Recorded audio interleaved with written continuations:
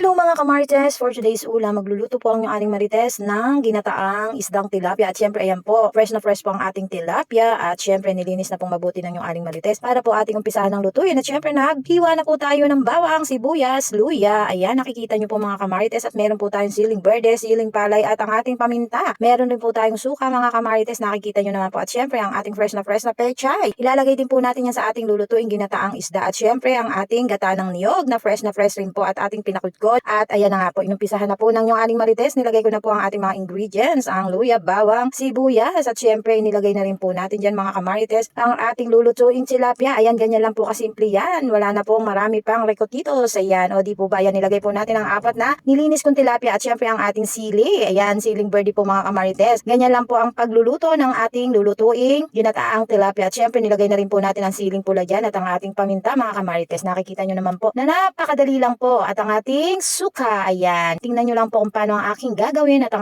aking asin. Nag-add na rin po ang yung aling marites ng ating asin mga kamarites. At syempre, ayan nga po, dahil pinagsama-sama ko na po ang ating lulutuing isda at ang ating mga ingredients, ayan, at nag-add na rin po tayo ng ating mahika na laging nagpapasarap sa bawat ulam na ating niluluto mga kamarites. At syempre, inihalo na rin po ng yung aling marites ang ating gata. Ayan, inilagay ko po lahat at inalis ko lang po ang kulay itim na natira. Ayan mga kamarites, o di po ba? Ganyan lang po kadali, luto na, charis. Syempre hindi po. At ayan po, ay isisigang po muna natin sa ating kalan para yan po ay maumpisahan ng lutuin. At ayan, naglangoy na po ang ating mga tilapia.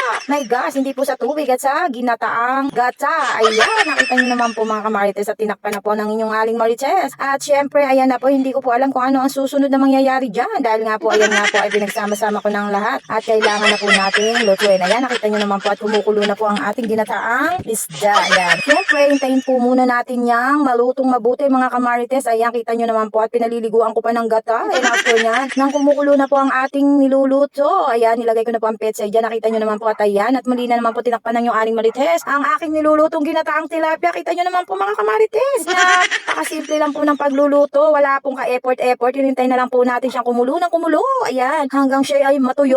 Ayan lang po ang pagluluto ng ginataang isda na tilapia mga kamarites. O di po ba? Nakita nyo, lahat lang po pinagsama-sama ko ang ingredients at ang isda. At nilagay ko na po ang ating mantika. Ayan, kung nakikita nyo po every time po na malapit na maluto ang aking isda, lagi po ako may pahabol na mantika dyan sa bandang dulo. Ayan mga kamarites. Ayan po kasi ang nagbibigay rin isa sa nagpapasarap sa ating bawat nilulutong sinigang na isda. Ayan, ginataang isda. Ayan mga kamarites. Dahil natin hindi natin iginisa, kaya naman po nag-add po tayo ng mantika sa bandang dulo. O di po ba? At ayan na po mga kamarites ang eksena ng ating final result ng ating nilutong ginataang tilapia. At hintayin na lang po natin siya na talagang tumiim at matuyo pa po ng konti para po mas lalong sumarap ang lasa. Kaya thank you for always watching mga kamarites and bye!